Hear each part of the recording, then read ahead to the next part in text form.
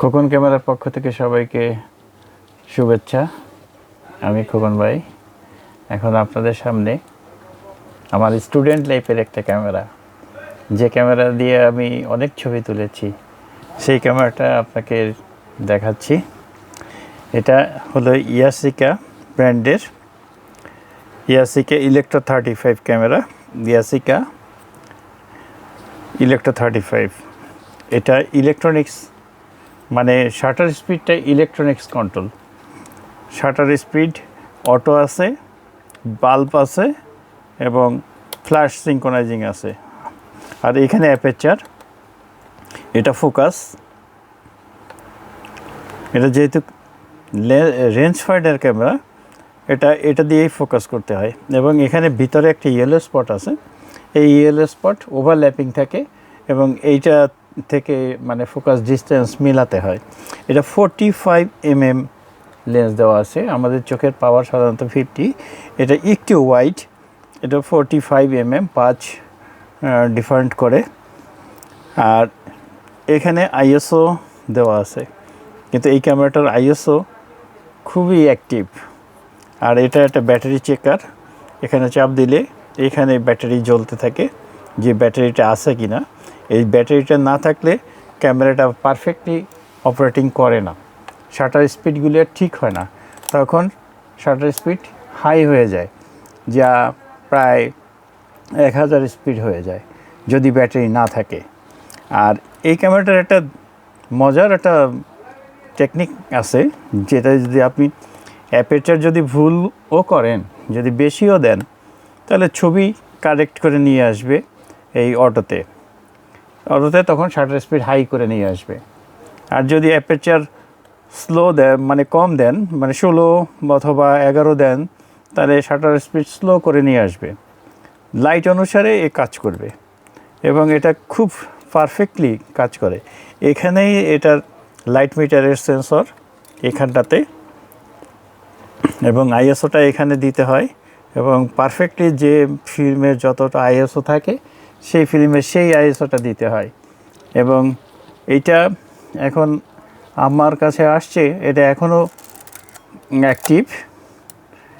Active, তবে এটার ভিতরে অনেক দিনের পুরানো, তো এই ফাঙ্গাস আছে কিছু, এবং ভিউ ফাইন্ডারটা একটু ঘোলা হয়ে গেছে, যার জন্য ইয়েলো স্পটটা খুব ব্রাইট দেখা যায় না, ফোকাস মিলাতে খুব একটু ঝামেলা হয়। তাই আমি এটা খুলবো, এখন খুলে এটা সব ক্লিন করব। আর এটার এখানে 35 mm ফিল্ম লাগে, এখান দিয়ে এখানে 35 mm।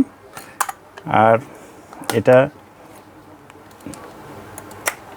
ফিল্ম ফরওয়ার্ডিং লিভার, এটা শাটার ক্লিক, এটা রিওয়াইন্ডার, এবং এই রিওয়াইন্ডারের এখানে পুশ, মানে লক পুশ দিতে হবে, নতুবা ফিল্ম ব্যাক হবে না।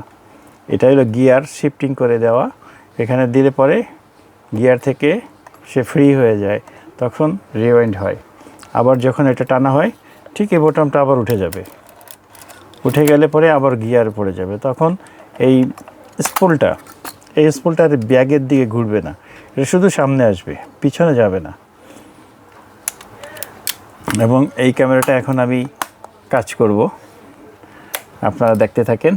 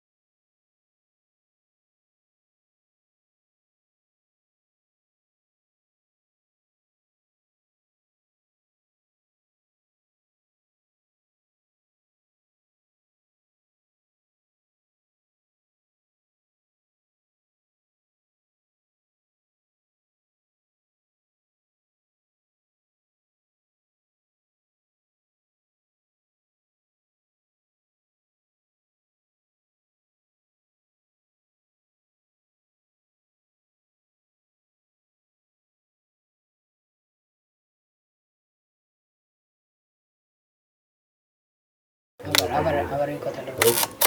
এখন এটা সম্পূর্ণ ওকে, ছবি তোলার জন্য একদম রেডি। এখন এটা বিভিন্ন স্পিডে কাজ করবে এবং বিভিন্ন অ্যাপারচার, এগুলো ডায়া সবগুলো কাজ করবে। যে ভালো করে যে দেখা যায় বি মোডে দিতে আসি, বি মোডে দিলে এই অ্যাপারচারগুলো যে কাজ করে ছোট বড় হয় যে aperture. Okay, thank you for watching.